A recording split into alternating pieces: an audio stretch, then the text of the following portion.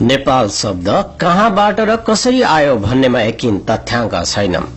तर पनि नेपाल हिमालयको काखमा भएका कारण नेपाल नामको उत्पत्ति नेपाल लयबाट भएको विश्वास गरिन्छ।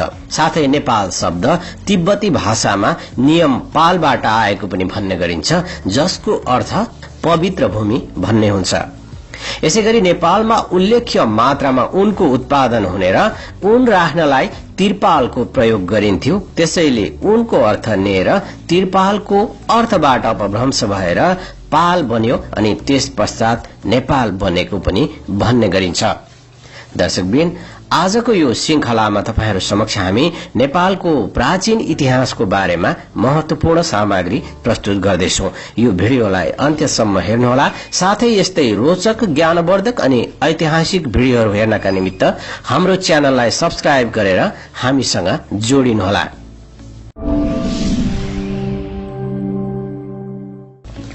नेपालको प्राचीन समयको कुरा गर्दा नेपाली सभ्यताको इतिहासलाई केलाउँदा यहाँको प्राचीन इतिहास धेरै हदसम्म काल्पनिक र अतिरञ्जित भए पनि मूल कुराहरू भने प्रमाणित भएका छन्। ईसा पूर्वको हजारौं वर्ष अगाडिदेखि नै प्राचीन काल शुरू भएको मानिएता पनि ईस्वी सम्वतको थालनी अघिसम्म नेपालको इतिहास स्पष्ट छैन। किरात काल पूर्वका ठोस ऐतिहासिक सामग्रीहरू प्राप्त हुन सकेका छैनन्। यस कालको राजनैतिक, आर्थिक, सामाजिक आदि कुराको बारेमा लिच्छवीकालीन अभिलेखहरूबाट केही झलक भने पाउन सकिन्छ। ईस्वी सम्वतको थालनीका साथै लिच्छवीकाल शुरू भए पनि प्रमाणहरूका आधारमा ईस्वीको 5औं शताब्दीदेखि मात्र प्राचीन नेपालको इतिहास बढी विश्वासिलो बनेको पाइन्छ। यही प्राचीन नेपालको सबैभन्दा बढी विश्वासिलो रहेको पहिलो खण्ड हो गोपाल वंशी शासकहरूको काल। नेपालका पहिला राजाहरू अर्थात प्रथम राजाहरू गोपाल वंशी थिए। गोपाल भन्नाले गाई पालक समुदाय भन्ने बुझिन्छ। काठमाडौँको पानी बाहिर फ्याँकेपछि उपत्यका बसोबास गर्न योग्य भयो। त्यसपछि दक्षिणतर्फका निप जातिका गोपालहरू त्यहाँ आकर्षित भए। दक्षिणबाट आएका गोपालहरू र यहाँका प्राचीन नाग जाति बीच भिडन्त हुँदा नाग जातिहरू पराजित भए दक्षिण भेगतर्फ लागे भने नेपाल उपत्यकामा गोपालहरूको वर्चस्व कायम भयो। वंशावलीहरूमा उल्लेखित कथा अनुसार यिनीहरूको एउटा बहुद्री नाम गरेको गाईले सधैँ बागमती तीरको एक ठाउँमा गएर दूध चढाउने गर्दथिन्। सो स्थल खनि हेर्दा पशुपतिको ज्योतिर्लिङ्ग उत्पन्न भयो। टेकु दोभानमा तपस्या गरिबस्ने ने मुनिले गोपाल वंशका भुक्तमान, भूमिगुप्त पनि भनिन्छ, उनलाई राजा बनाइदिए। यिनी गोपाल वंशका संस्थापक मात्र नभई नेपालका प्रथम राजा पनि भए। गोपाल वंशी 8 जना शासकहरू भूमिगुप्त, जयगुप्त, धर्मगुप्त, हर्षगुप्त, भीमगुप्त, मणिगुप्त, विष्णुगुप्त र जिनगुप्तले करिब 505 वर्ष 3 महिना नेपालको शासन गरे भन्ने अभिलेखहरूमा पाइन्छ। दर्शकबिन, प्राचीन नेपालको इतिहासको अर्को कालखण्ड महिषपाल वंशी राजाहरूको रहेको छ। गोपाल वंशका जिन गुप्तलाई युद्धमा पराजित गरी महिषपालहरूले नेपालको शासनमा नियन्त्रण कायम गरेको कुरा गोपाल वंशी राजवंशावलीमा उल्लेख गरिएको छ। तर केही इतिहासकारहरूका अनुसार गाई पाल्नेलाई गोपाल भने झैं भैंसी पाल्नेलाई महिषपाल वा अभिर भनिन्थ्यो। तर गोपाल र अभिर एउटै वंशका भएका र पेशागत आधारमा मात्र दुई समुदायमा विभाजित भएको मानिन्छ। कर्क पेट्रिकको वंशावलीमा अभिरहरू राजपूत उत्पत्तिका ग्वालाहरू भएका र सिमरौनगढ र जनकपुर बीचको समतल भूमिमा आफूसँग हात हतियार समेत राखी ठूलो संख्यामा भैंसी पाल्ने गरेकोमा पछि उपत्यका प्रवेश गरी गोपाल वंशी राजाहरूलाई हराई शासन नियन्त्रण गरेका थिए भनी उल्लेख गरिएको छ।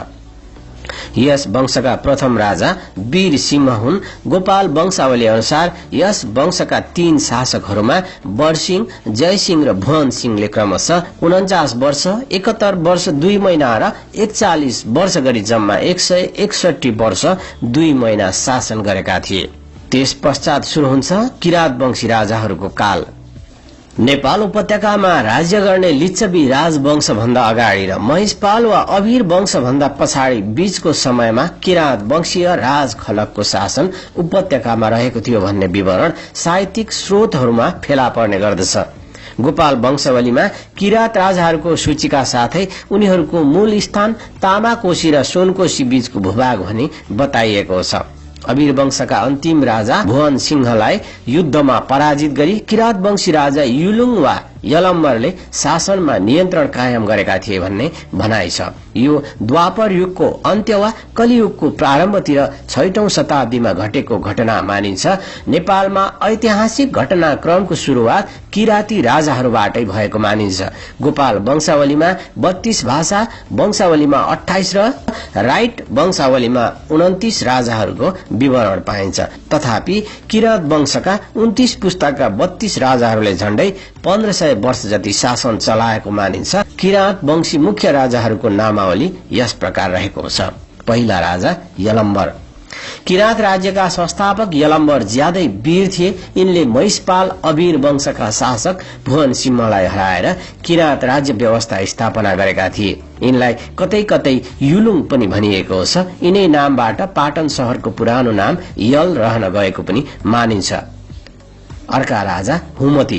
यिनी 6औं किराती राजा थिए। यिनलाई गोपाल राज वंशावलीमा हती भनेर पनि उल्लेख गरिएको छ। डेनियल राइटले छपाएको वंशावलीले यिनलाई महाभारतको युद्ध कालका भनेर पनि उल्लेख गरिएको छ। हुमती पछाडि अर्का राजा आउँछन् किरात वंशका जिते दास्ती। किरात राजा जिते दास्ती अर्का उल्लेखनीय शासक हुन्। यिनलाई भाषा वंशावलीहरूले 7औं क्रममा राखेका छन् भने गोपाल वंशावलीले केही पछिल्लो क्रममा उल्लेख गरेका छन्। यिनको समयमा गौतम बुद्ध काठमाडौँमा आएको चर्चा गरिएको छ, तर गौतम बुद्ध स्वयं भने उपत्यका आएका थिएनन्। उनका चेला आनन्द मात्र नेपाल उपत्यकामा आएर बौद्ध धर्मको प्रचार गरेका थिए। जिते दास्ती पछाडि अर्का राजा आउँछन् स्थुङको। केही वंशावलीहरूले किरात राजा स्थुङको समयमा मौर्य सम्राट अशोक नेपाल आएको उल्लेख गरेका छन्, तर वंशावलीको भनाई त्यति सत्य देखिँदैन। अशोक लुम्बिनी कपिल वस्तुमा मात्र आएका थिए। काठमाडौँ उपत्यकामा आएको कुरा भने कतै पनि प्रमाणित रूपमा भेटिएको छैन। किरातहरूपछि लिच्छवी वंशका राजाहरूले नेपालमा शासन गरेको पाइन्छ। वंशावली एवं पुराणहरूमा सूर्यवंशी क्षेत्रीयहरूले किरातहरूलाई जितेर नयाँ शासन व्यवस्था कायम गरेको पाइन्छ। गोपाल राज वंशावलीमा अनि सूर्य वंशको प्रभावले नेपालमा किरात राजालाई जितेर लिच्छवी राजवंश चल्यो भनी लेखिएको छ भने पशुपति पुराणमा पनि किरातहरूलाई बोली वचनले विश्वासमा पारेर तथा युद्धमा परास्त गरेर वैशालीका स्वामी वा पतिहरूले आफ्नो शासन सत्ता कायम गरेको भन्ने उल्लेख पाइन्छ। यसै प्रकारको सन्दर्भ हिमवत्व खण्डमा पनि पाइन्छ, जसमा वैशालीका स्वामीहरूले किरातहरूलाई जितेर नेपालमा शासन शुरू गरेको उल्लेख गरिएको छ। यस प्रकार नेपालमा लिच्छवी शासन व्यवस्थाको थालनी किरातीहरूको अन्त्यपछि लगत्तै शुरू भएको देखा पर्दछ।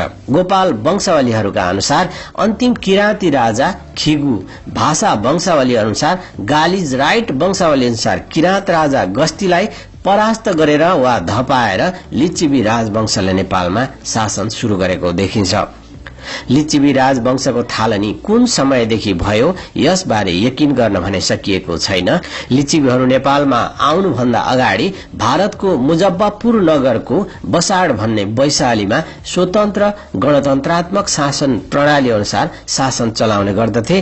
त्यो भागमा राजतन्त्रात्मक शासन प्रणाली सुदृढ हुँदै गएको र अजात शत्रुबाट पराजित भए ईसाको प्रथम शताब्दीतिर शरणार्थीका रूपमा लिच्छवीहरू नेपाल प्रवेश गरेको पाइन्छ।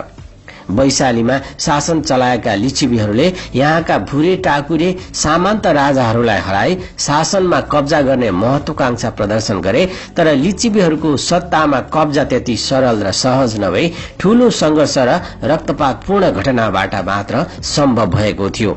तत्कालीन शासक वर्गप्रति जनताको तीव्र असन्तोष व्यक्त भएको बेलामा जनभावनाको अनुकूल लिच्छवीहरूले जनसंघर्षको नेतृत्व गरेका थिए।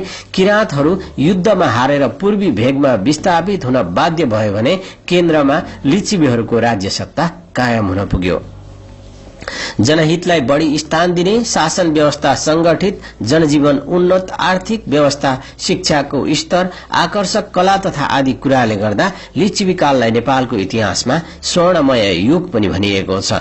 हुन पनि तुलनात्मक दृष्टिले हेर्ने हो भने यो युग सर्वांगीण विकासको युगको रूपमा रहेको देखिन्छ। लिच्छवी शासनकाल अन्तर्गत फेला परेको पहिलो प्रमाणित अभिलेख राजा मानदेवको सन् 464 को चाँगुको अभिलेख हो, जसमा मानदेव भन्दा अगाडिका 3 पुस्ताको विवरण दिइएको छ। यसबाहेक लिच्छवी वंशका 8औं शताब्दीतिरका राजा जयदेवको पशुपति अभिलेखमा लिच्छवी राजाहरूको सुरुदेखिकै वंशावली लेखिएको छ, तर यस वंशावलीमा लिच्छवी राजाहरूको नामको सट्टा क्रमाङ्क मात्र लेखिएको पाइन्छ। यस वंशावलीको आधारमा सन् 464 मा चाँगुको अभिलेख स्थापना गर्ने राजा मानदेव लिच्छवी वंशका 39औं राजाको रूपमा देखिन्छन्। मानदेव अघिका राजाको सालाखाला शासन 20 वर्ष मानेको खण्डमा मानदेव भन्दा 760 वर्ष अघि अर्थात 296 ईसा पूर्वमा लिच्छवी शासन नेपालमा शुरू भएको मान्न सकिन्छ। प्रसिद्ध लिच्छवीकालीन शासकहरू पनि इतिहासले धेरै नै सम्झिरहेको छ। लिच्छवीहरू मूलतः सूर्यवंशी मानिन्छन्। अयोध्याका सूर्यवंशी राजा दशरथका 8औं पुस्तामा लिच्छवी भन्ने व्यक्ति भएको मानिन्छ। लिच्छवी वंशमा सुपुष्प नामका राजा भए, जसलाई लिच्छवी राजवंशका संस्थापक र आदि पुरुष पनि मानिन्छ। सुपुष्प जयदेव द्वितीयको पशुपतिको अभिलेखमा उत्कीर्ण वंशावलीमा लिच्छवी नाम गरेका राजापछि 13औं पुस्तमा कामदेव जस्ता राम्रो रूप रंग भएका राजा सुपुष्प पनि भनिएको छ। कतिपयले राजा सुपुष्पलाई नै नेपालका प्रथम लिच्छवी राजाको रूपमा पनि मान्ने गरेको पाइन्छ। वंशावलीहरूमा भने सुपुष्पलाई चौथो लिच्छवी राजाको रूपमा देखाइएको छ। साथै गोपाल राज वंशावलीमा यिनलाई सुपुष्प देव, भाषा वंशावलीमा पशु पुष्प वर्मा र राइट वंशावलीमा पशु प्रेख देव भनेर नामाकरण समेत गरिएको छ।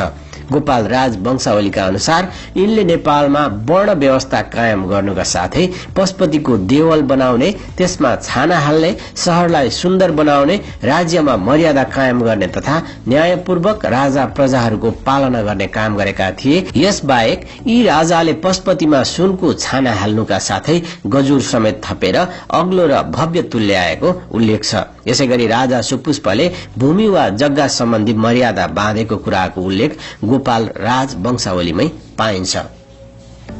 सुपुष्प पश्चात अर्का राजा आए मानदेव। शासन सञ्चालनमा कुशल मानदेव प्रथमको शासनकालमा आएर नेपाल राज्य अझ व्यवस्थित, विकसित र बलियो बन्यो। शास्त्र जान्ने, जनतालाई आफ्नै परिवार ठान्ने जस्ता राजगुणहरूले युक्त यी राजाले राज्यमा आर्थिक उन्नति र आर्थिक व्यवस्थाद्वारा 41 वर्ष ईसा पूर्व 464 देखि 505 सम्म आफ्नो शासनमा स्थिरता कायम गरे।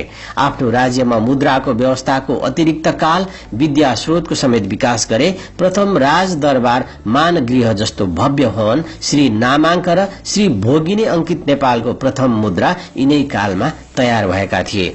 यिनैको समयदेखि प्राचीन नेपालको इतिहास पनि बढी स्पष्ट र भरपर्दो भएकाले प्रथम प्रमाणित महाराजा यिनैलाई मानिन्छ। यिनको राज्य पूर्वमा कोशी, पश्चिममा गण्डकी, काली गण्डकी पारी मल्लपुरी र उत्तरमा हिमालयसम्म फैलिएको थियो। अभिलेख र स्वतन्त्र टक आदि कुराहरू मानदेवको पालादेखि पाइएका छन्।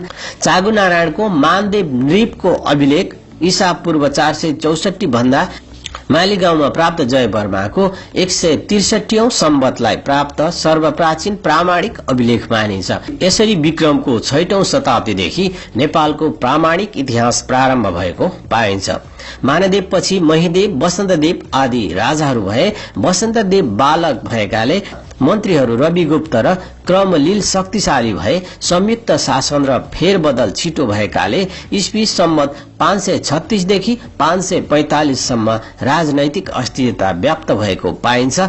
यसपछि भौमगुप्त, गणदेव, गंगादेव र शिवदेव जस्ता भारदारहरू बीच शक्ति संघर्ष जस्तै भयो। शिवदेवले आफ्नो भानिज अंशु वर्माको मद्दतबाट गुप्त प्रभाव बचाए पनि अंशु वर्माको प्रभुत्व बढेर शिवदेव निश्चित बन्न पुगे। फलस्वरूप अंशु वर्मा राजा भए। मन्त्रीले राज्याधिकार लिएको यो पहिलो घटना पनि थियो नेपालको। दर्शकवृन्द, आजको यो पहिलो श्रृंखलामा हामीले नेपालको इतिहास तपाईहरू समक्ष प्रस्तुत गर्ने क्रममा नेपालको उत्पत्ति र मानदेवको राज्य सत्तासम्मको इतिहासलाई प्रस्तुत गर्यौं। यो भिडियो हेरिसकेपछि तपाईलाई लागेका धारणाहरू अवश्य पनि कमेन्टमा उल्लेख गर्नुहोला। हामी यसरी नै क्रमशः नेपालको प्राचीन इतिहासदेखि आधुनिक इतिहाससम्मका विभिन्न श्रृंखलाहरू बनाउनेछौं। हाम्रो च्यानललाई सब्स्क्राइब गरेर हामीसँगै रहनुहोला।